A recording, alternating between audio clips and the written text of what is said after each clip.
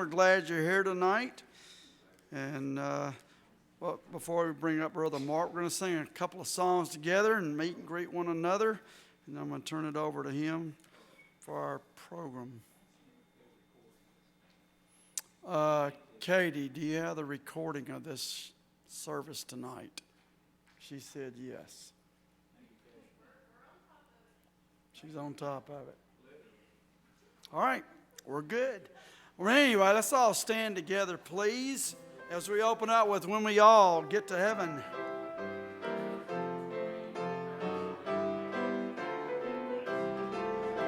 Sing the wondrous love of Jesus. Sing His mercy and His grace. In the mansions bright and blessed, He'll prepare for us a place. When we all get to heaven, what a day of rejoicing that will be. When we all see Jesus, we'll sing and shout the victory. Onward to the prize before us, soon His beauty will behold. Soon the pearly gates will open, we shall tread the streets of gold. When we all get to heaven, what a day of rejoicing that will be. When we all see Jesus, we'll sing and shout the victory. Amen. Special prayer request that anybody has at this time that we need to mention.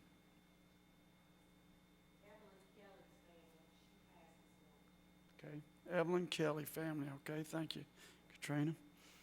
Somebody else? Miss Margaret?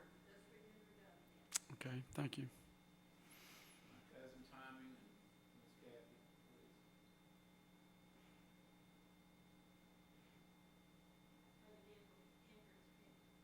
please. Yeah, Brother Denver. Brother Denver, yeah. Yes, remember Brother Denver. Jimmy, Steve Beavers. All right. a friend of ours, Pat Davis, from Lansing, Tennessee, he had 4 or 5 passes. I think he's doing great. Okay, thank you. All right, Brother Phil. I keep remembering the folks out in El Paso and the folks in Ohio. And I think I heard on the news this morning that some place had a bad tsunami, maybe. A bunch of people got killed in India, maybe.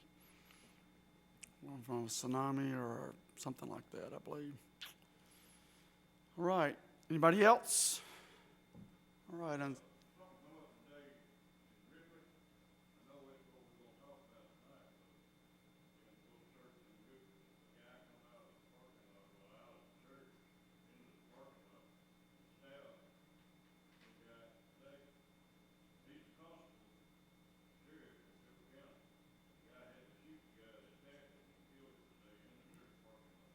Jeez.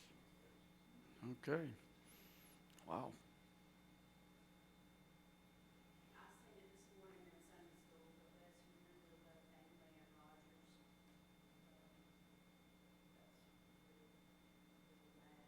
Okay. All right. Thank you. All right. Unspoken. All right. Scott, can you lead us tonight, please, sir?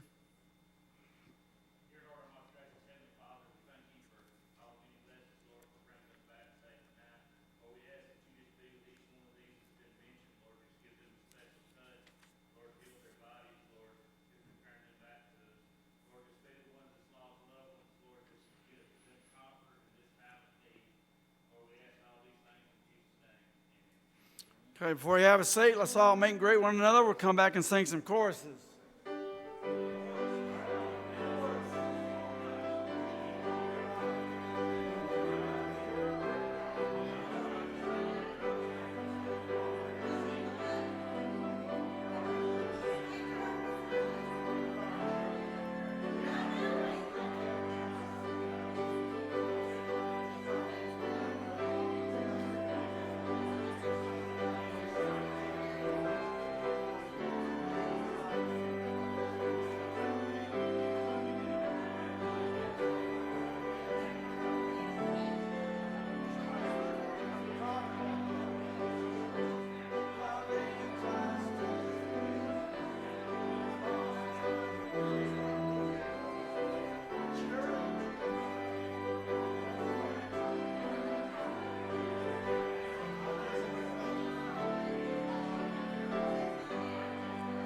I pledge allegiance to the Lamb.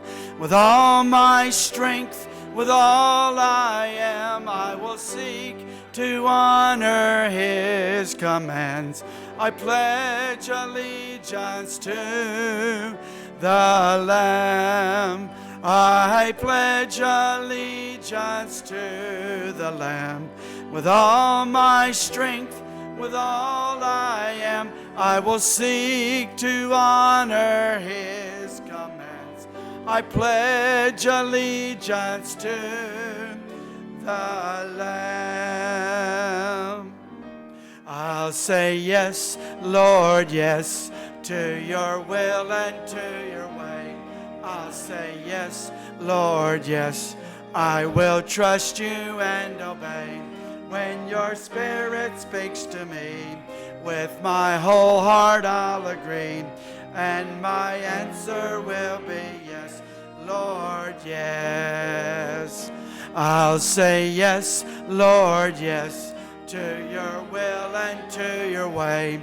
I'll say yes, Lord, yes, I will trust you and obey. When your Spirit speaks to me, with my whole heart I'll agree, and my answer will be yes, Lord, yes. Amen. You may have a seat. I'm going to sing one more, Katie, here. Blessed Assurance. We got that one. 1 and 3.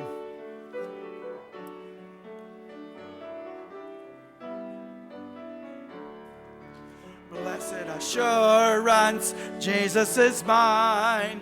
Oh, what a foretaste of glory divine. Heir of salvation, purchase of God, born of His Spirit, washed in His blood. This is my story, this is my song, praising my Savior all the day long. This is my story, this is my song, praising my Savior all the day long. Perfect submission, all is at rest.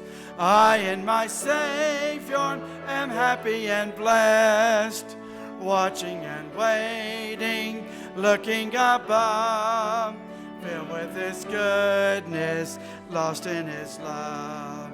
This is my story, this is my song, praising my Savior all the day long. This is my story, this is my song, praising my Savior all the day long. Amen. All right, some quick trivia tonight before I bring up Brother Mark.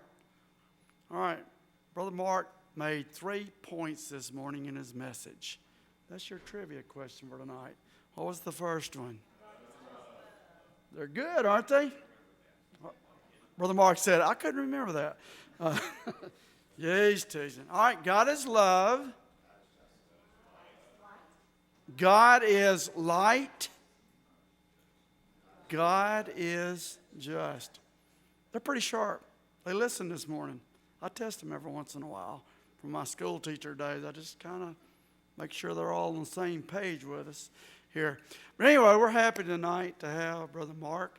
He's going to be doing a security professional development tonight. No, I'm kidding. But anyway, he showed me the papers here, and I said, gosh, that brings back memories of when I used to do PD stuff with our teachers at Wilson. He said, well, it's only 2.5 hours long. This one tonight, he said, my usual ones are about 6 hours long. So I'm seeing the blood rush out of their face, going like, you've got to be kidding me now. Scott, I saw you back there going like, 2 hours? Okay. All right. But anyway, Brother Mark, we're glad to have you tonight. So come on up. The pulpit is yours. Thank you kindly. The good news is, the bad news is this, what you have is part of a 2.5 hour presentation, but the good news is not doing all of it. And I have done it in 6 hours. Tony Logan, the chief in Tuscumbia, police chief in Tuscumbia, is a friend. And some of you were there. He invited me to come and teach this in an all-day long Saturday presentation a year or so ago, and I did. And we did last about 6 hours, but the good news is you won't get all of that. Now, if you were an OCD person or a CDO, because the letters have to be in correct order, this is not for you. The presentation is not following the handout because you don't want to be here 2.5 hours tonight, I don't think. If you do, that's okay. I can talk. I get paid to talk. In fact, I found out a while ago you guys live stream the services. I didn't know that. I have a radio face. We should have talked about that before. Some of you are saying, what's he saying? What did he say? I do. I worked radio at seminary for a short time, and they found the perfect time slot for me was 10 at night till 2 in the morning when nobody was listening. So they couldn't see me, nor could they hear me. All right, so thank you for allowing me to be back. This is my third in order of how they came to be assignment for the State Board of Missions. And that first slide after we see this short video is going to say that it's provided because you are faithful givers through cooperative program to the Alabama Baptist State Board of Missions. It's an honor for me to be one of your state missionaries. Been there 6.5 years. Never dreamed that I would be working with the men and women that I get to work alongside, and wow. For the first 2 years, I really thought that I was a fish out of water, and found out that this really is the best asylum I've ever been in. We're all crazy there. But some very, very, very committed men and women who are committed to ministry and serving the Lord and serving the churches of Alabama. So grateful for that. So you mentioned Ripley a while ago. Stuff happens regularly at churches, and we're going to look at a list, and I've got one very close by to add to that, not to mention Ripley in just a moment. But people, we're funny animals. God has created us, designed us with an alert system so that if something happens, we get geared up to either run away or fight back, unless it is so outside the normal or so outside of what we've ever thought of, and then instead of fight or flight, we freeze. We look like a deer in the headlights. And I would just remind you that the road of life is paved with squirrels who couldn't decide whether to go right or left. This video sort of depicts, this is one reason we need to have this conversation tonight. So if you'd show that video.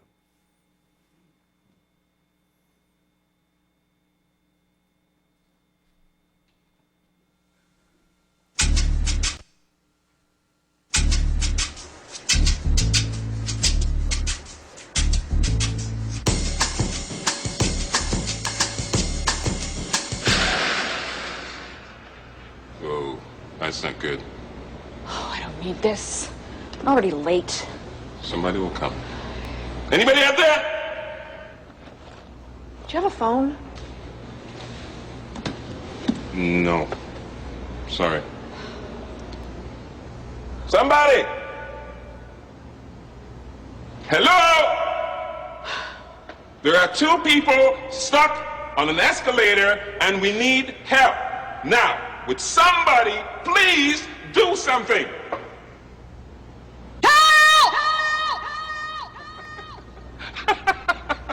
I don't believe this. You gotta be kidding me. I'm gonna cry. Well, there's nothing else left to do, is there?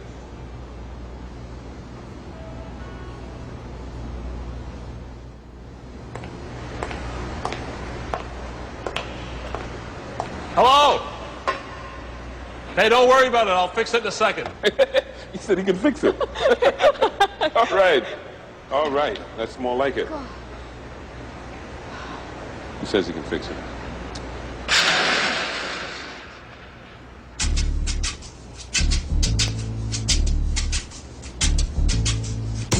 Yeah. Go ahead. So people have a tendency to freeze up when something is so outside of the normal that we could be a lot like that. We've all met people who had the deer in the headlights look, and without a little bit of help. And as a chaplain over the years serving at the hospital or with Alabama State Troopers, when people get very, very bad news and it's dramatic fashion, they're sometimes like that. But I promise you, if something bad happens at church, there'll be people who, if you haven't had a plan, you haven't drilled, you haven't had people prepared to help, will be a lot like that, the deer in the headlights look. So how important is it to have a plan, to think about it ahead of time? A year or so ago, back the truck up. Earlier this year, right about the time the legislative session started, so that's around February, 1st of February, I was at First Baptist Russellville. Do any of you read the Franklin County Times religiously? I still read the Moulton Advertiser every week. It's just a week late. I mean, it's a week later than it was when I lived in Moulton, so some of you will get that too. So the ministry assistant, Lynn, and I think he's a worship leader whose name just left me, both sent me a copy of an article at First Baptist Russellville. They had a plan in place, and I did the 2.5-hour presentation for them, and we talked about some things, and they upgraded their plan. So about 3 weeks ago, a person dealing with mental illness showed up at the end of church. One of the things that First Baptist does is they pay an off-duty officer, which is your easiest solution to a lot of things, but it ain't cheap. And there are not enough officers to go around. But they had an off-duty officer sitting outside who recognized that this guy was one of their community mentally ill, and began to approach him. But I think the guy got inside the church, and the security team helped the officer subdue the guy and restrain him until they could get somebody there to take him out.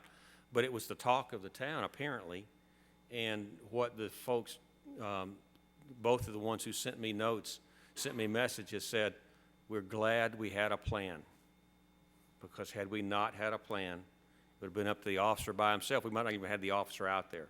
Having a plan is crucial. Some educators, I've had a chance to talk with you guys today. I know back in the early 2000s, we were writing plans from scratch, and then the State Department of Education did a fill-in-the-blank plan for you. And I got, I quit doing that as a full-time thing. By the way, what I bring to the table tonight, Brother Roger mentioned some of my pastoral experience. So 23 years as a pastor, interim pastor, associate pastor, short time as youth minister. That's all it took. He's only 13 years old and he looks like this. I mean, and then also 29 years, there's a lot of overlap here, okay? 29 years in law enforcement, about 9 of those full-time as a paid employee, and the others were, other 20 years I was volunteer for 3 different agencies. So I bring that to both perspectives, a pastoral and a law enforcement perspective. This is a lot like working school resource in that you're protecting buildings, we're protecting people, buildings, and events. So those are my perspectives, and I love helping churches at least think about that. So this is the intro. There's a lot we could talk about, but this is really the introduction. Get you started thinking in a right direction about how you want to do this. It needs to be, church safety and security needs to be considered a ministry of the church, protecting what God has given us, the people, the buildings, the events, the assets, because you don't want Alexander Shunnarah all up in your business. And if you don't do things well, if you fail to meet the standard of care, if due diligence is not on your radar, he will be in your business, he or someone like him. So I made that wisecrack at First Baptist Russellville, and they have a personal injury trial lawyer in their church. I get in trouble a lot.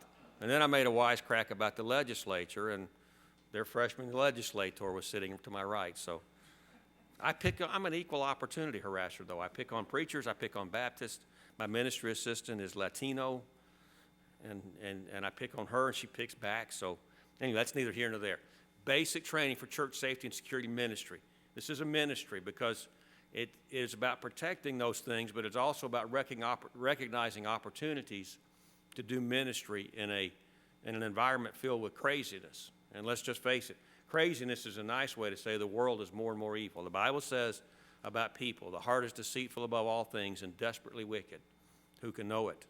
But the Bible also tells us in the book of Acts that when Paul talked with the Ephesian church elders on his way to Jerusalem, he didn't want to go into town because it's kind of like going to Walmart. You know, if you go in there, you're going to see everybody and talk for a long time. He said, you come out to where I am and we'll just chit-chat for a little bit.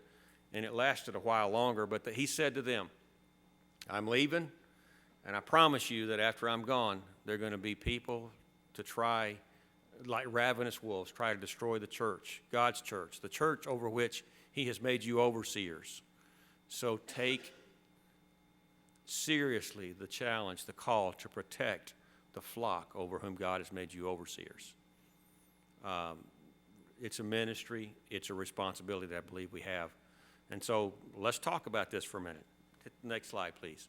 Why are we having this conversation? In Ripley, Mississippi today, who's telling? Okay, so a man with a knife, and by the way, there was another mass killing this week besides Dayton and El Paso. A man with a knife killed 4 people.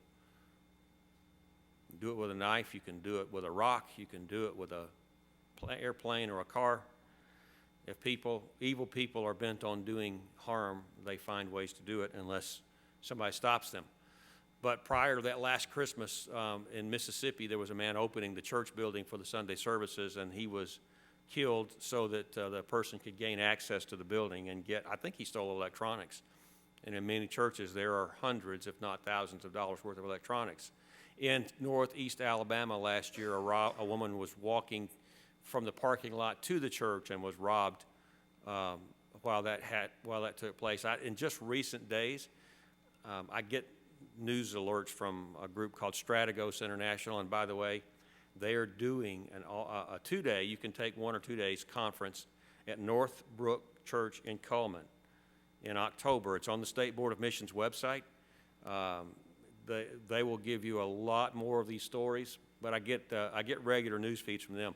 A woman was sexually assaulted, headed into her church just in the last 2 weeks, but it happened from the parking lot to the church. So the parking lot's a dangerous place, can be. Sutherland Springs, Texas. I could have done this full time following Sutherland Springs because that was a typical Baptist church, small church in a rural place in Texas. Many people are related to each other. Actually, they have somewhere between 50 and 65 people on any given Sunday there. That is the typical Baptist church across Southern Baptist life. And when that happened, people suddenly thought, hey, if it happened there, it might happen here. And if I can't get you to think about anything else, remember, it could happen here. And I'm going to talk about what is it, because it's not just somebody coming in with a gun or a knife. In Dothan, Alabama, the youth minister, I think it was, walked in, and there was one of the ministry assistants or a woman in the church was being robbed at gunpoint. The youth minister pulled out his firearm, shot and killed the would-be robber. Maryville, Illinois, person walks in 20, 30 minutes after service starts, and that is typical. Comes in the door. By the way, because this is one of the great arguments of all time. Is that the back door or the front door? And the answer is yes. Okay? It's the front door to the church, but the back door to the worship center. Okay? All right. I have decreed it. Walks in 20 minutes after, picks up a bulletin. And some of you have been saying for years, you know the Holy Spirit's not in that thing. So he picked up, I'm kidding, okay? He picks up a bulletin, puts it over his firearm, continues walking down the aisle, and the minute he took it off and shot the pastor 4 times while he continued to walk toward him, killed the pastor. The last round, now some of you are familiar enough with guns to know what happened. He put the gun against the pastor's body when he fired that 4th round, and that gun's not going to work anymore unless you clear it, right? So he pulls out his knife, and by this time, it took 4 rounds for the deacons to come to the pastor's aid. Isn't it, though? And this pulpit will not stop a bullet. And if it's fired from a rifle, it wouldn't stop it if you lined it with Kevlar. Has anybody ever put 2 deacons in chairs in front of the communion table? Well, I think that would kill the spirit of worship. Sorry. I'm sorry. We're having our own little conversation here about would a deacon sacrificing 2 deacons to save a preacher. What'd you say?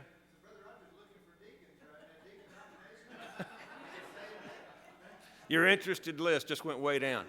So these 2 deacons decide they're going to defend the pastor. He really was already dead, and the man stabbed the 2 of them, one of them critically, actually may have been fatally, before other people rushed him to stop that. Now, part of the reason that was able to go on that long is people are sitting there saying,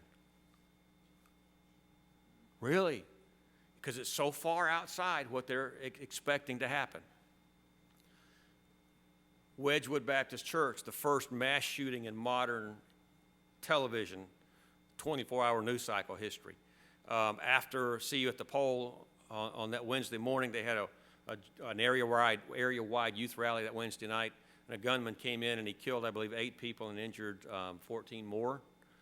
And if you can find it, there's ABC News did a 1 year later hour-long special on Wedgwood and how they responded to that. It'd be worth watching.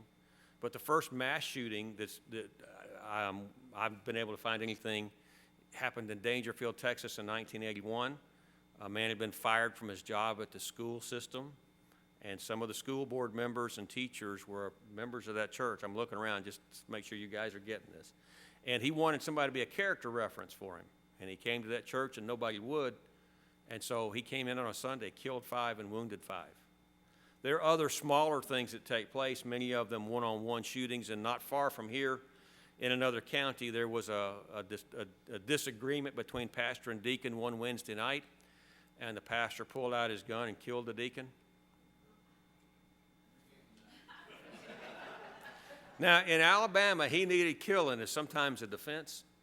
I don't know the details, but I'm siding with the pastor without even knowing the details, okay? See, I pick on deacons, too. I've known some good ones over the years, and then there are others. So those things are ongoing.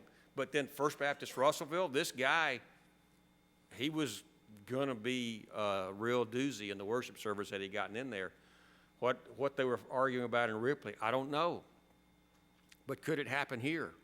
Well, sure it could, because there are people involved. And so this is why we're having this discussion.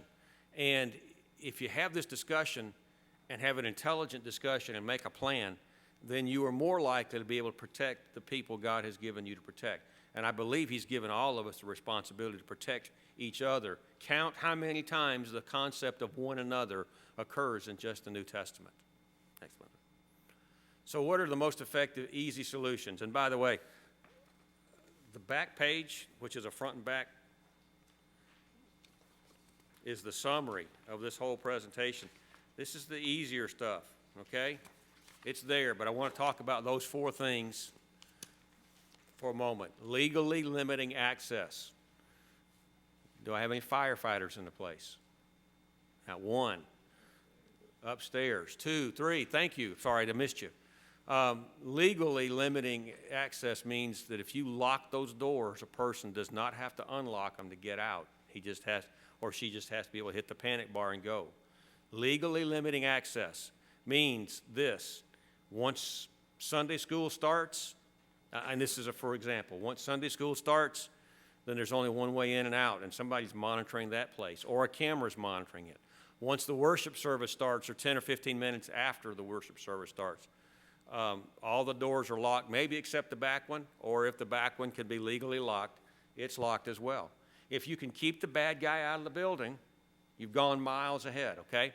If Sutherland Springs had known that this bad guy had stopped across the street at the Stop and Rob, got out with his tactical gear on, carrying his assault rifle, if they had known he was coming, they could have taken some action that might have saved a lot of lives that day. But they didn't know. And the manager of the Stop and Rob was on the phone, and she didn't see him get out. And nobody really knew what was unfolding until the guy across the street and the people inside the church heard the gunshots, and many of the ones who were inside the church were killed that day, about half of them, 26 people. So legally limiting access, keeping the bad guys out. You may, well, maybe the next slide will cover this about the most common problems, but so it may not be a guy dressed in all black. A lot of times these bad guys aren't, and most of them are male. No, I'm just going to leave that alone. Most of them are male, and they may or may not be dressed in black, but they'll do some things that may give themselves away unless they're really, really good. Legally limiting access. Okay, so eyes and ears put to best use. First of all, what I mean by that is you have people who are looking around, walking around, looking around, watching the parking lot. putting your eyes and ears to best use. If you have a camera system, cameras on the parking lot, somebody watching the cameras, but cameras and eyes in other places, because again, the threat, I want to make a point clearly, the threat is not always outside. We'll come back to that, but putting eyes and ears to best use. So a safety and security team who's been vetted, you don't want just anybody on that team. I don't care how many guns they have. The more guns they have, it may be the less valuable they are to you. And being a law enforcement person and a few years in the fire service, law enforcement fire service are sometimes not the most stable people. More firefighters, more law enforcement died from suicide in the last 3 years than died from line of duty deaths. So those skill sets are helpful, but pick the people who are the most spiritually mature. If it's a ministry, that's what you want. I would say be as choosy about who serves your safety and security ministry as you are about who serves as a deacon. Eyes and ears put to best use. The team itself cannot be the only source of eyes and ears. Many of you will see things or hear things that might raise a little concern. And the bus drivers, I used to be a school bus driver too, were taught if you see something, say something now. If you see something, say something now. And I'll just tell you that one of the churches in North Alabama where one of the ministry staff was arrested for improperly touching children, somebody knew that they were sitting in his lap every Sunday and didn't say anything because they didn't think anything about it. We can't afford to be paranoid about this, but we can't afford just to assume that nobody means harm. Eyes and ears. You know about the people in the community who may be dealing with domestic violence. You know about the people in the community who may be struggling with mental illness, have never been on their meds, or they're off their meds. And if you see something, if you know that's going on, it would be wise to tell the staff, if you have a security team, a safety and security team, tell the leader of that, and then nobody else. Don't announce it in a prayer request. Don't share it just because I feel like you ought to know. Pray and keep your mouth shut after you tell the appropriate people. But use your eyes and ears to be the eyes and ears to protect the church. You know stuff that needs to be guarded against. And churches tend to be nut magnets. Do you have a steeple on top? I didn't pay attention. Steeples, nut magnets. I mean, they really are. We put them up there as a sign of hope, but they attract some strange people. And I say that about half jokingly. We want to minister to whoever the Lord gives us the opportunity to minister to. Struggling with mental illness, that's not a disqualification for being at church. 1 in 5 people or 1 in 4 people in this country struggle with mental illness. Being a domestic violence survivor does not preclude you from being at church.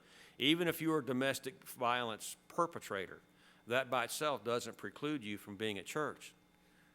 But while we are here together, we want to be aware and take care of things. And if you know Billy Bob's been beating on his wife, and Billy Bob's not here on Sunday mornings usually, but his wife and kids are, if Billy Bob shows up about 30 minutes into the worship service, I'd say that's a red flag. Most things happen between 15 after and 15 till the end of the worship time. I would hurry on to say that scenario about Maryville, when you put your security team together, or even before you get it together, if somebody starts down that aisle at a time that's not consistent with what you normally do, find out why. Maybe coming to hurt Brother Roger, Brother Charles, or maybe somebody in the choir. One time a guy showed up at the wrong church and just sat up here on the front, and then he realized he was at the wrong church. He was coming to kill the preacher. Aren't you glad he was at the wrong church? Well, that preacher was. So put your eyes and ears to use. Now, protecting our most vulnerable. If you, as a church, are not taking proactive steps to protect your youth, your children, you might as well start writing the check to Alexander Shinara while somebody calls him. More headlines are made in this country, in this state, in this area, from sexual abuse and sexual misconduct in churches than mass shootings. And if the church is not taking steps to prevent that, and let me just tell you, I mentioned keeping the bad guys on the outside. 90+% of sexual violations occur, the violator is a known and trusted person. They're smooth talkers. They're eager to volunteer and help. They want to be a part of what's going on. And they're so good at it that most of the time the gatekeepers, the pastor who's in charge of the children's ministry, the Sunday school superintendent, or whatever person that looks like, they're making friends, the perpetrators will make friends with them for an effort to gain access. And one of the things that's recommended, Brother Roger, guys, is don't let anybody who moves into your community new have access to your children for at least 6 months. And before they get a chance to, do an interview, find out where they came from, call back where they came from. And do the criminal background check for sure, and watch for things like assault, and they have a good explanation for it. You cannot afford to take somebody's word for why they were arrested. You better find out for sure. Protecting the most vulnerable. From sexual abuse, yes, but how about from snatch and go? Do you know, I've yet to meet a parent or a grandparent who believes that the judge was as wise as Solomon when he granted custody to the other parent. And some folk will use the children just to get back at the other parent. And they're looking for an easy place to do that. And schools have gotten so cantankerous about who can pick up children. Now you have to have a certain color-coded card with a certain number and a microchip in your hand to get on the campus. And you know why it's happening? Because there's crazy people out there, and they're evil people, and even non-custodial parents or grandparents who will do stuff like that. And so, you know, having some system of check-in and check-out where you say, we know that this person dropped you off, and this is the only person who can pick you up. Bible school. My goodness, when I taught Bible school, like we'd start at 9 and go to 12. By 12 o'clock, now this was 20 years ago, so it was a lot less of a danger. At least I'll tell myself that. All right? By 12 o'clock, I was ready to, I was ready to buy a bus to send them home on, okay? I'm ready to go. But you can't do that now. The last churches that I've served and other churches that I've spoken with, Bible school, when it's over, make sure that you know who picks up those children. And if you pick up children from the community to do anything, make sure that you have written permission and that you have 2 adults and all the things that are recommended for accountability's sake. Even in your children's ministry, 2 adults who are not related to each other in each classroom. And you're saying, oh my goodness, we're having trouble just getting one to take some of these classes. I get it. Okay? Purpose is accountability, 2 adults or a person walking around to be the accountability person, or cameras in those rooms where if there's an accusation made, you can say, here's the proof. I know that it didn't happen. And I could spend millions of dollars that you don't have by telling you things that you could do, but you start small, do well what you do, and then move and expand your ministry from there. Protect the children. Protect the elderly. Now, who that is probably somebody older than you, right?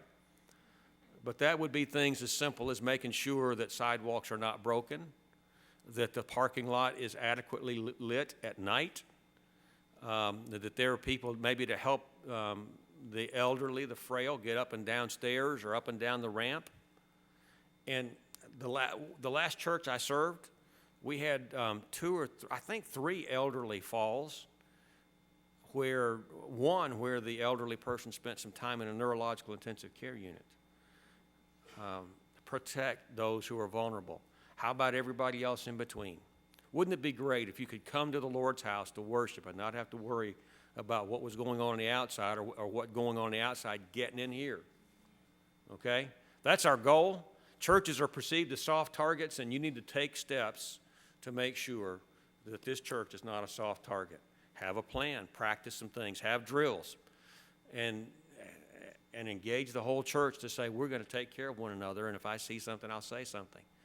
The last thing there is protecting our assets. How much do you think it would cost to replace all these buildings and buy this property? Is the church incorporated is my first question.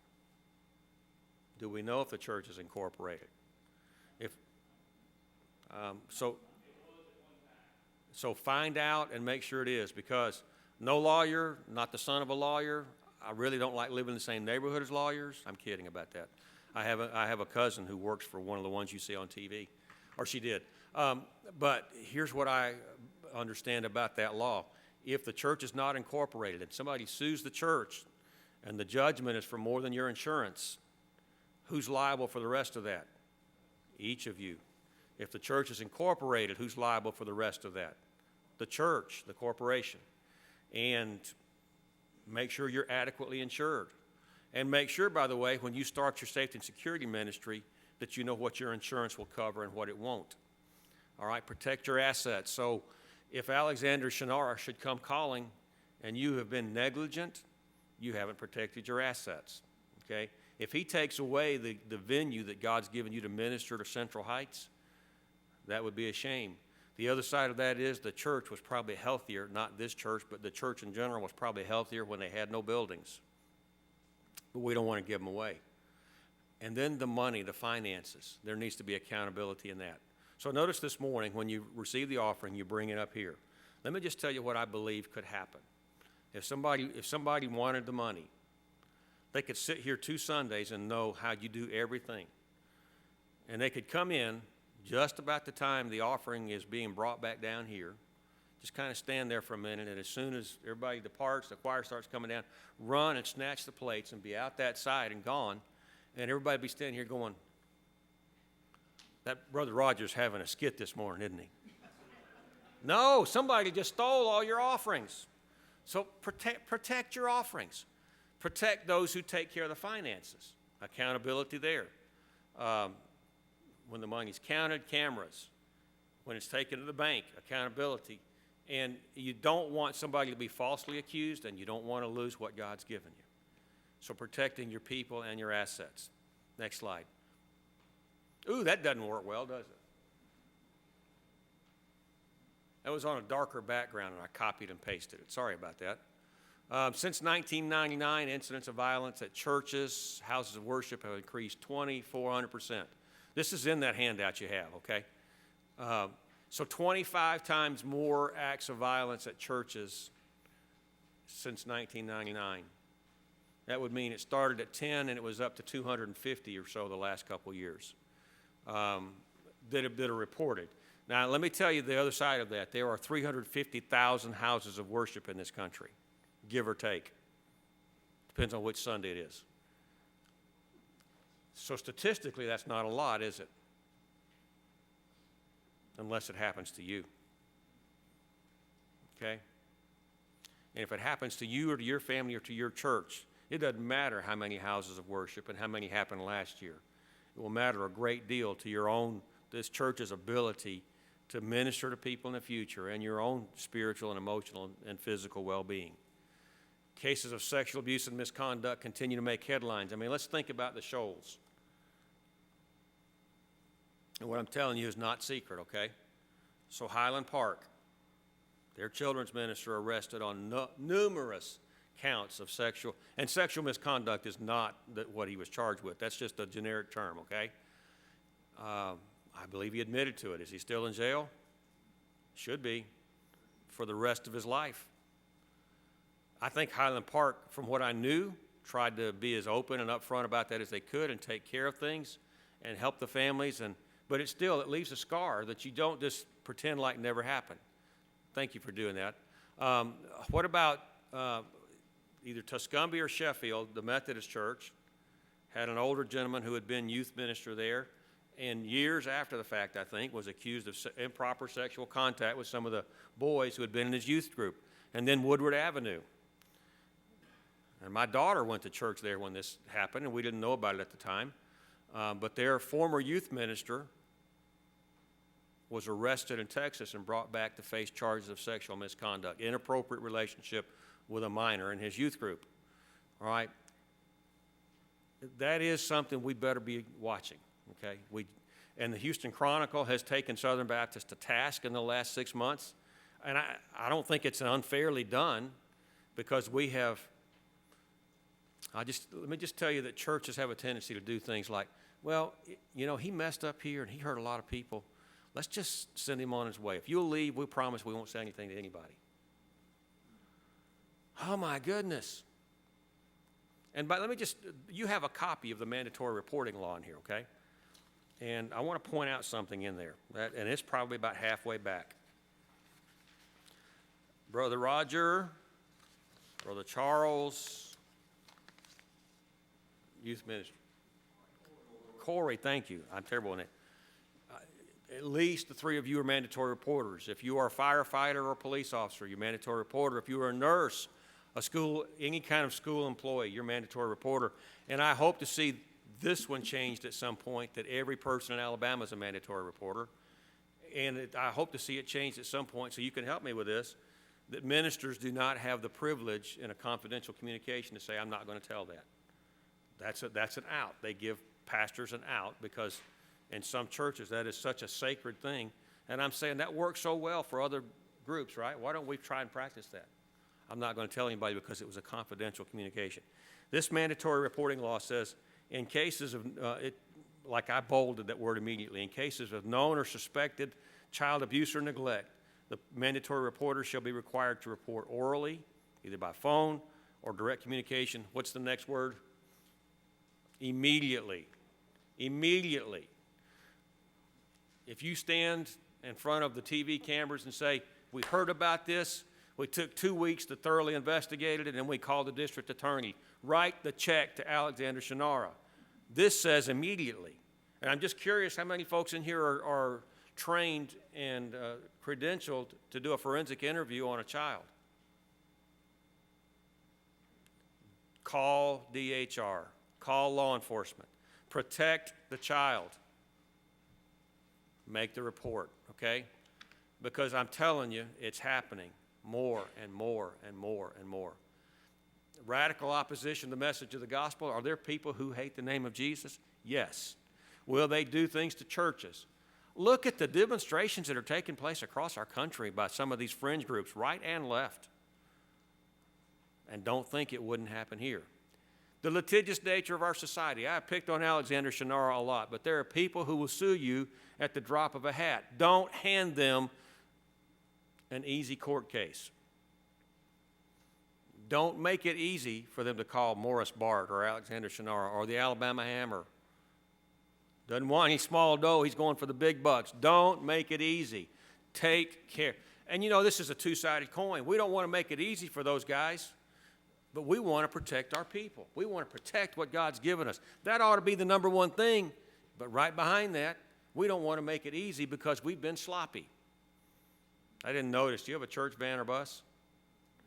Do you take care of that? Do you do good maintenance on that? Do you do motor vehicle record? Do you do driver's histories on your drivers? Because if you've got somebody who's had 3 speeding tickets in the last year driving your church vehicle and has a wreck and hurts somebody, won't be no small dough. It'll be the big bucks. I digress. I just believe we have a responsibility biblically and morally to protect our people and our assets. Next slide. I could get started preaching if you gave me an opportunity, so I need to hurry. Most likely situations are going to include mentally or chemically unstable people coming into your worship service, either to do harm or cause a disruption. 1 in 5, 1 in 4 in our nation struggle with mental illness. Many do well. They don't want the world to know. They have a good support group. They have good counselors. They have good meds. All the above, they do not want you to know that they're struggling with mental illness, and that's okay with me. But when they get tired of taking their meds, some of you have older parents, right? That would be who the elderly are, maybe. Your older parents. And they get tired of taking their blood pressure medicine. I mean, I'm doing okay without it. I mean, I'm doing okay on it. Maybe I'll just quit taking it. And how do you find out about it? When they're in the floor, on the way to their hospital? People get tired of taking meds.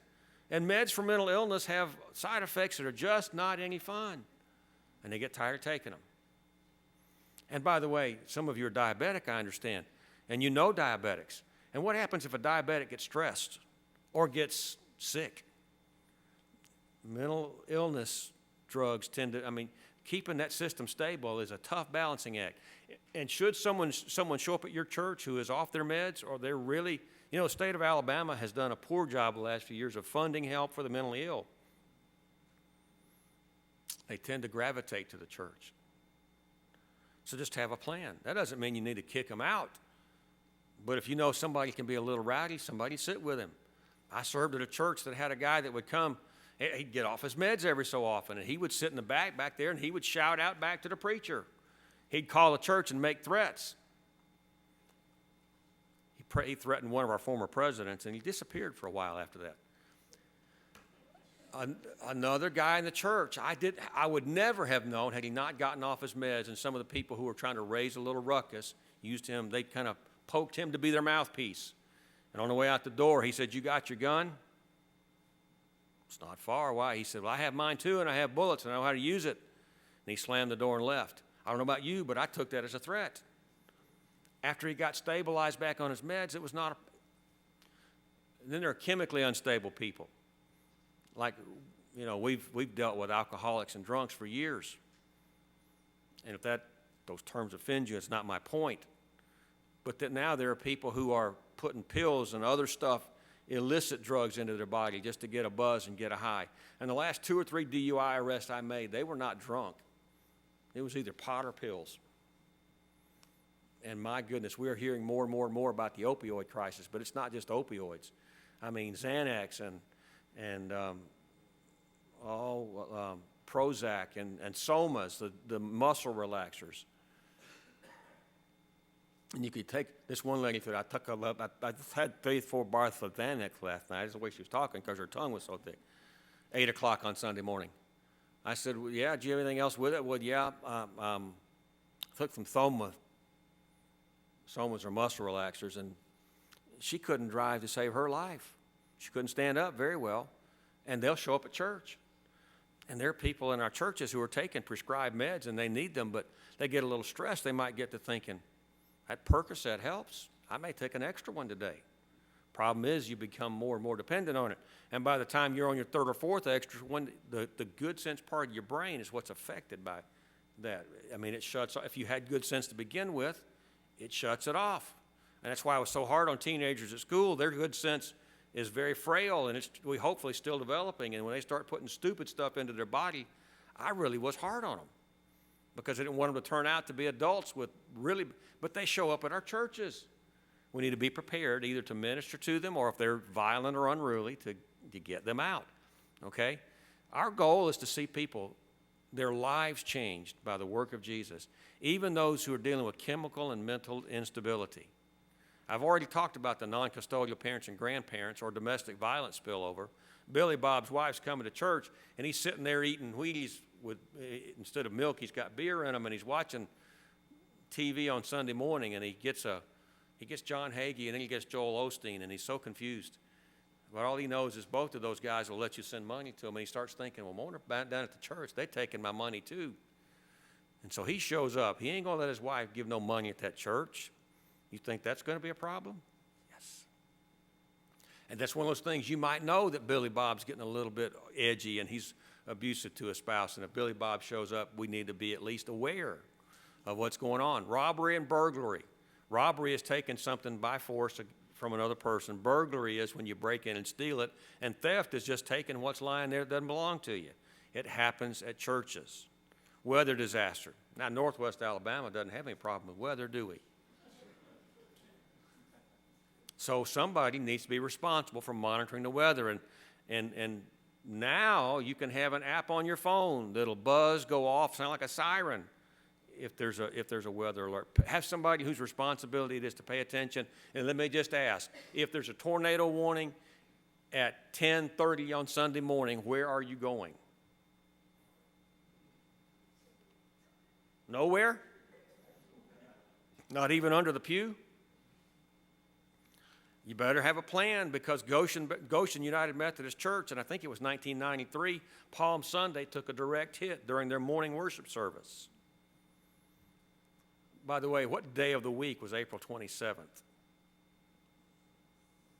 Wednesday, wasn't it? I think it was. I could be wrong. You think it was Thursday? Just blows my whole theory, doesn't it? The Pentecostals in Hatton have church on Thursday night.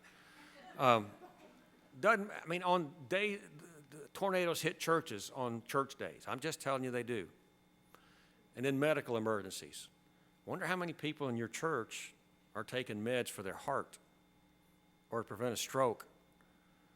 And do any of you, I bet you do, I don't mean this to sound like a bad thing, that came out wrong. How many of you know where the AED is, the defibrillator? Okay, I see 3 or 4 of you, and do you know how to use it? By the way, Brother Roger, if something happens during your preaching, just hush.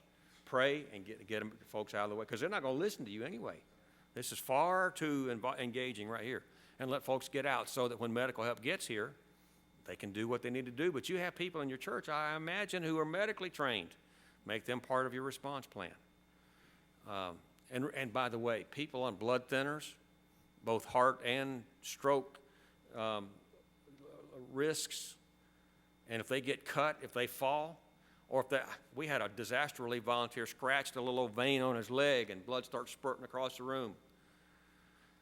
Have your medical people engaged. So this is why you need to at least have a plan, make a plan, think ahead of time. Go to the next one. So start with assessing the risk and making a good policy. Policy based on sound theology. I mean, because one of the questions is, do we need to have gun? Do we need to have an armed security team? That's a theological question, that's a practical question, and both of those things are involved, and that's a church decision. Let me just say, if you have an armed team, they need to be authorized by the church and find out for sure if your insurance will cover that. Now, you have in your packet here Alabama's use of force law, called Stand Your Ground, called some other things. And it talks about who's protected, and I was told a few minutes ago, because the legislature has for the last 3 or 4 years talked about putting church security teams somewhere in the Code of Alabama. And as I understand it, there's going to be an opportunity to vote this fall on whether or not to add to, in this thing on use of force, the Code of Alabama, where the church security teams are protected specifically. You're protected if you follow the law anyway, but are you specifically protected? And so that's going to be on the ballot this fall? Okay. Okay. Okay. Okay, great. So whether or not church security teams are ever named, if you follow the law for use of force, which is it has to be reasonable amount of force to overcome the force being used against you, or if somebody's committing one of these crimes, to take it home and read it, then you are protected criminally and civilly from being responsible if you follow the law. If you don't follow the law, oops. If you don't follow the law, worse than oops, what if, I'm not going to ask how many people are packing any given Sunday, but let me just ask you to think about this question. If some bad guy comes in and everybody who's packing pulls out their gun, starts shooting, what are the odds that a good guy is going to be injured or killed? Do we really want to live with that? So whatever we do, we need to do well. Lots and lots of training, credentialing, record keeping. All right, so sound theology, liability mitigation. That's why you're keeping good records. You're not making it easy. You know, don't make it easy for people to sue you because you knew something needed to be fixed and you decided not to fix it. Do the right thing. Take the responsibility to protect what God's given us. The policies need to include the congregation in an attitudinal way. For instance, sometimes making a church facility safer is going to inconvenience you a little bit. You may have to walk farther, or you may not be able to sit in the same place or go through the same door that you did before. And you know how people are about their pews, about their doors, about their parking spaces? There's no official assignments, are there? Oh, but my goodness, there are unofficial ones, aren't there? I asked Brother Roger this morning, if I put my stuff on the front seat, is that okay? Am I going to get anybody's seat? He said, nobody sits on the front. I came out and both front pews are filled. What's up with that? So policies that is not on there, but policies that follow the law. And there's some sample policies in your packet right at the very front. There are 3 websites listed there that give some good information. One of them is alsbaum.org/church security. There's some sample policies on there, but Brotherhood Mutual and many churches use them to ensure their church. They are interested in your having good information about security. But the congregation has buy-in. It's about the total church safety and security focus. Who can serve? What are the training requirements? And if you're going to have a team, you better train, train, train. train on use of force. If you have firearms, you go to the firearm and firing range and train. And by the way, Cypress Creek, is that the name? One of the owners, Gene Schreiber, is a longtime friend of mine, and he told me himself that part of the reason they opened the range was to make possible for churches to have good training in how to do that. So I'm telling you, there's no substitute for training. And put in your policies who can serve, what training's required, how to get on the team. Make a good policy. Now, you know what's the worst thing Baptists like to do? One of the worst? We like to make policies and make pretty policy books, whether we ever follow them or not. Don't make a policy you're not going to follow. That'd be worse than having no policy at all. Next one, please. And I'm moving quickly. Just click through those. That's one of those. So what are the practical things you need to think of? Look for what doesn't look right. A guy shows up this kind of weather wearing an overcoat and one of those, the Postal Service used to wear, those hats with the pull-down flaps. And does that look a little abnormal to you? Now, bad guys may not always look that stupid, but if it doesn't look right, the security team, somebody needs to find out why. Watch for those things. And by the way, people who carry firearms and they're not accustomed to doing so will usually tell on themselves. When I was on staff at Moulton, I went to New York City and to New Jersey with the youth ministry. They were doing a mission trip. They wanted me to be their security guy. So I thought, well, that'd be a good opportunity to wear my ankle holster. So I put that thing on, and I put the weapon inside it, and I felt like not Festus, but Chester on Marshall Dillon. Every time I walk, I'd have to swing that leg. Like, Mr. Dillon! They call that a tell. I've got this great jacket that's made for carrying a concealed weapon, but if I put a weapon in here, it sags down kind of silly looking. Anybody paying attention would know there's a pistol in there. Look for that stuff. If it doesn't look right, tell somebody. Pray for discernment. Know what forces are available to you. Know what your responsibility is, what you can do. Be alert, be ready, be able. If you're supposed to be carrying wasp and hornet spray, don't carry pepper spray on the security team. Somebody will kill you just for spraying it, even if the bad guy doesn't get you. But wasp and hornet spray is not quite as odious. But if you don't have it with you, it's not helpful. That day when that guy said to me, "You got your gun?" Well, it was in the truck. What good would it have done me had he decided that day was the day he was going to shoot? Whatever it's going to take for you to do your job that you have agreed to do to protect your people, be ready. If it means that you're going to say no to a grandparent, you cannot pick up this child because the parents who dropped him off didn't write you down to give permission, then be ready to say no. Now, I get it that this is not First Baptist Church of Birmingham or Huntsville, okay?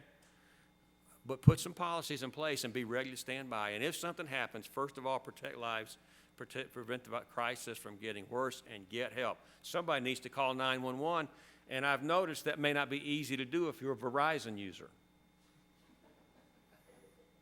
But somebody needs to be prepared to call 911. And if nothing else, whoever's sitting up in that crow's nest up there can call 911 and lay the phone down. Law enforcement still answers unattended 911 calls. Get help. All right. Do you need that armed security team? There are a lot of things you can do without arming people. In fact, you use unarmed people even if you have an unarmed security team. Be a team. The average mass shooting takes far less than 10 minutes. Most of them are done in under 5. You live far enough out, what's the average response time for the sheriff's office to get here? On any given Sunday, it could be 3 minutes. On any given Sunday, it could be 30 minutes.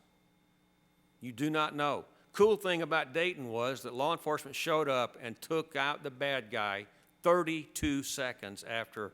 But how many people did he kill before he was eliminated? Even an armed team needs unarmed assistance. Now, here's something to think about. I think it's on the next slide, and I'm hurrying. A trained team, an armed team, can discourage unprepared concealed carry intervention. What do I mean by that? Let's say there are 10 people on any given Sunday in here who are packing. How many of them actually have trained to shoot at a living human being? The average law enforcement firefight, 9 out of 10 rounds do not find their mark. 1 out of 10 actually goes where did the other 9 go? And in a room this size, if you've got 3 people shooting, where are all those rounds going to go? And what if somebody stands up between where you are and the bad guy? If you have a team that's ready to intervene on your behalf, I'm convinced, it's Mark's working theory, I can't prove it, that you can say, as a church, we authorize these people to act on our behalf. The rest of us, we're going to ask you not to pull out your pistol and start shooting unless you have no other choice. Let our team do what we've trained them to do. And remind folks regularly, don't pull out your gun and start shooting unless you have no other choice. So I've covered most of those things, except you're looking for spirit-filled team, you need to have a rotation so that you can worship. And even those who are not on duty that day, strategically placed around the congregation, aware but worshiping. There's no substitute for your being in worship. And you cannot serve the Lord and grow as a Christian if you're not worshiping. So, next one. Covered that, but look at the bottom of that slide. It's in your slide packet. The goal of an intervention is to stop the threat, the imminent threat. If somebody calls me from Texas and says, I'm going to kill you, oh, come on, big boy, I'll wait a couple of days. That's not an imminent threat. But if somebody standing right here pulls out a knife, says, I'm going to cut you open like a Christmas turkey, that's imminent, close enough to do some damage. And if I were standing here in uniform with a sidearm on, and Brother Roger suddenly decided after all these years he didn't like me, he's going to cut me, but from there to here, he could take me out with a knife before I could draw and fire. Practice. But the goal is to stop the imminent threat of illegal force through either sufficient force or de-escalation, and I'll close with this, okay? Sufficient force means, well, where I attend church. Long before I attend church where Jason and Leslie, thank you, did their short time in Prattville, and long before they got there on a Wednesday night, RAs and GAs, a man showed up and said, I'm going to get my son. And they said, well, no, you're not. You're not the one who dropped him off. He said, it's my son. You can't stop me. And the teacher said, matter of fact, you're not even on the list to ever pick him up.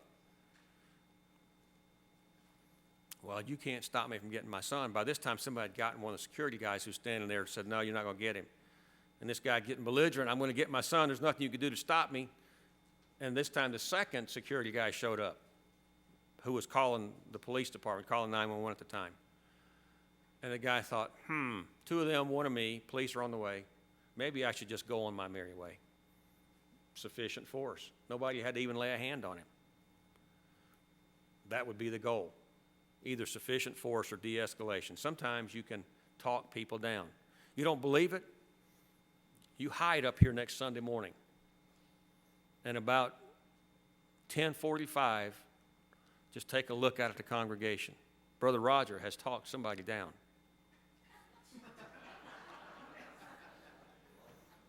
Well, I do too, okay?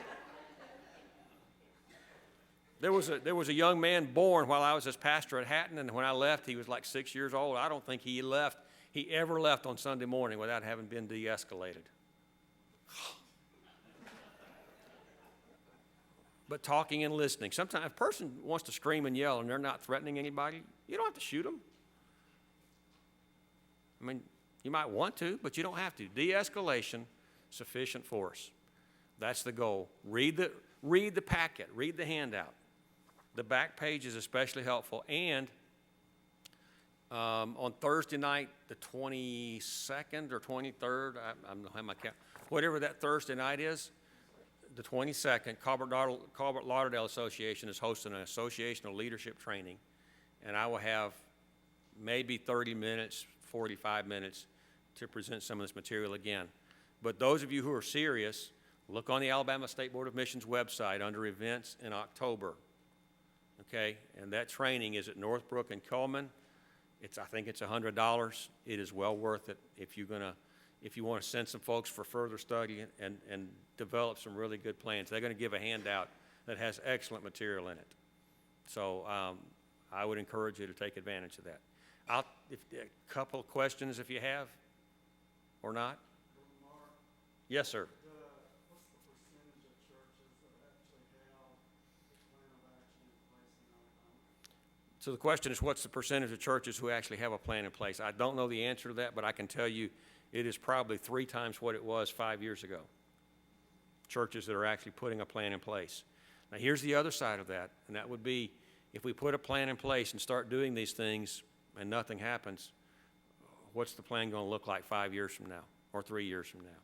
People tend to get demotivated, so regular training helps with that, and remember why you're doing it. It's not just to keep out some armed shooter. It's to protect the people and the things that God's given you. You were talking about, getting caught in crossfire or something. What's the best thing to do for just the normal congregation? Do we need to hit the floor?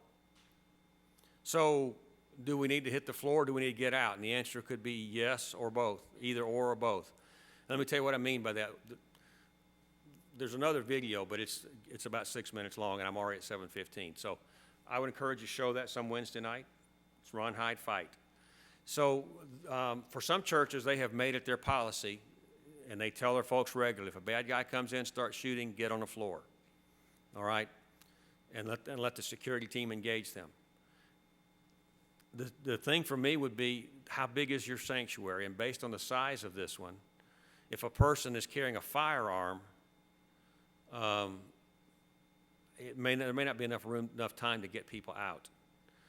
Now, if he can be herded back to that area in the foyer out there in the anteroom, or if he can be kept to this area right here and somebody begins to intervene, then getting out might be a better option. And what I would encourage you to do as a church when you get a team together is think about how to respond to this. Because, honestly, for some of us, if we were to get down on the floor and then have a need to get out,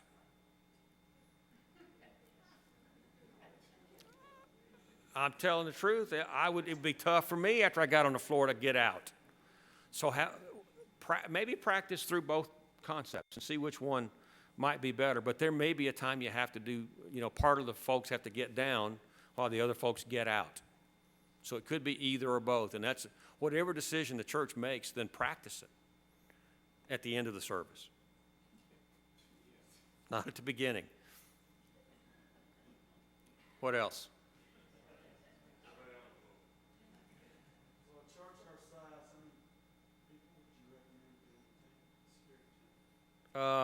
That's a tough decision, but I would recommend that at least 2 people. And by the way, radios. You can go to Academy Sporting Goods, buy 2-way radios, and buy the earpieces. You look like Secret Service. They've got the little clear thing. And if you're really into this, you can actually run the microphone down your sleeve and talk into your sleeve just like the Secret Service. But get some radios, and one in the crow's nest up here, one in the sound area. And the 2 people walking around have one, and wherever the children are, if you have, I think over here in the building behind you, a radio. But 2 people on watching, looking, and that can be affected by if you have cameras, how many cameras you have. But they need to, if they're working this week, they need to be off next week. Okay, I wouldn't recommend a month at a time rotation because you don't want people to burn out. You want people to stay engaged in worship and Bible study. So if you had 6 on your team, that's 2 every Sunday for 3 weeks. Every 3 weeks, somebody's on duty. But then you also need people trained who are part of the medical team, people who are trained to just look out for wherever the children's area is to know what to look for. I would recommend, by the way, that you take some of the training that's available now to Alabama Baptist Church's dirt cheap $50 membership for a year to Ministry Safe, and then have all your children's workers do the training. It's $5 a person on how to spot characteristics of a predator, because they don't wear a badge that says I'm here to do havoc with your children. But 6, 8, 10 who are part of the team, and then a support group, maybe somebody who oversees them, but there needs to be a person designated to be in charge of that, and they need to be, I think they really need to be authorized to act on behalf of the church. So there's never any question, were you just out there because you wanted to play rent-a-cop, or were you really doing what you're supposed to do? Make it as official and legal as you can to support them, because the church's insurance better support them if something happens. Financially, if they get hurt, if they have to go to counseling. And then keep this in mind too. Should something happen here, should something happen bad here, The State Board of Missions is a resource for you. I am not going to call and say, I'm coming whether you like it or not. But you have to deal with the media. We've got folks in communications who would help with that. One of the things that we've provided a time or two to churches, including Mount Zion and Huntsville, when they're bus wrecked, with their permission, we provided chaplains because people will start to gather. They need to gather somewhere to grieve together, to process information, and ultimately to worship together. So if you want chaplains, we help you with that, but only if you want our help. So remember but if the pastor is statistically one of the most frequently people disabled or terminated, then the rest of you are going to have to know that you need to take care of the congregation. So somebody who can plan for that as well. There's going to be messes to clean up. There would be messes to clean up, not going to be. We're going to pray that it never happens. So prepare as though the bad guy's waiting out there tonight, but pray that the bad guy never steps foot on this property, or if he does, he's intercepted. But bad things happen at churches. We are not exempt in this evil world. Okay? All right, well, I've gone over what I had planned, but there again, here you are. Thank you, Brother Roger.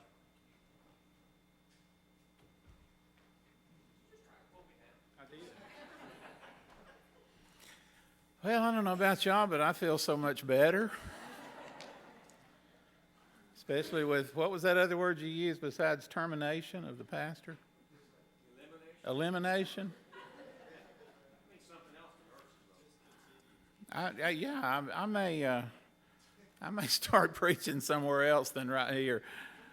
You stare at those doors every week, and of course, I always said for many years, I said, you know, a principal at school, and Dwayne knows this, we've talked about it before, but a principal at school is a sitting duck, just like I would be, or Corey would be, if we were in the pulpit.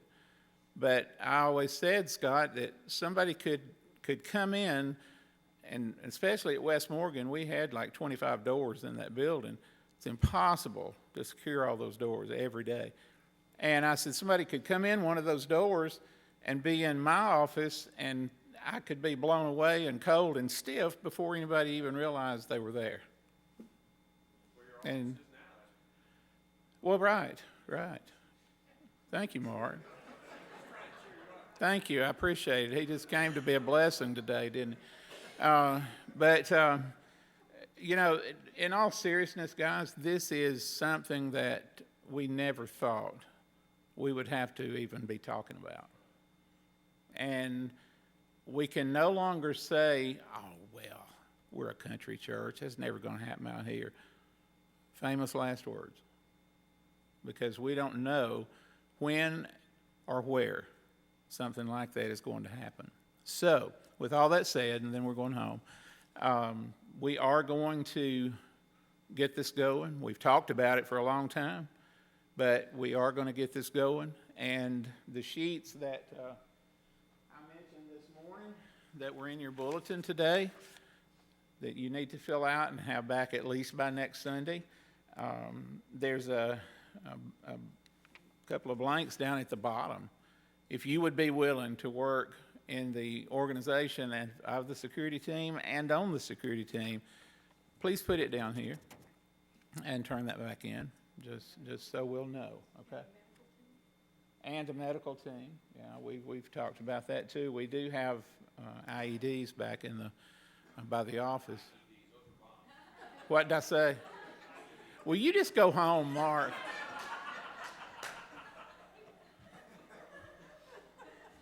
Don't come up here, Some of my favorite people in all the world.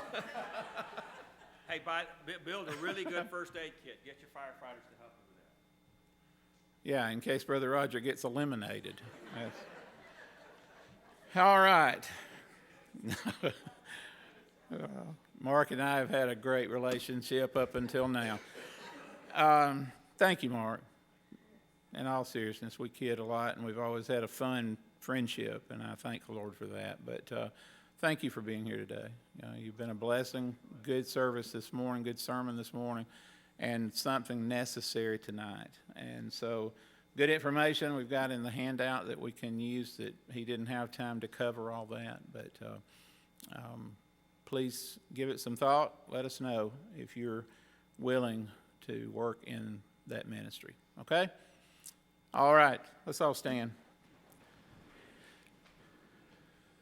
Thank you again for being here tonight and today. May the Lord bless you. Look forward to seeing you Wednesday night in midweek Bible study. Hope you'll come back. Let's come together and find out more about the Word of God. Okay? All right, as we bow our heads for closing prayer, please.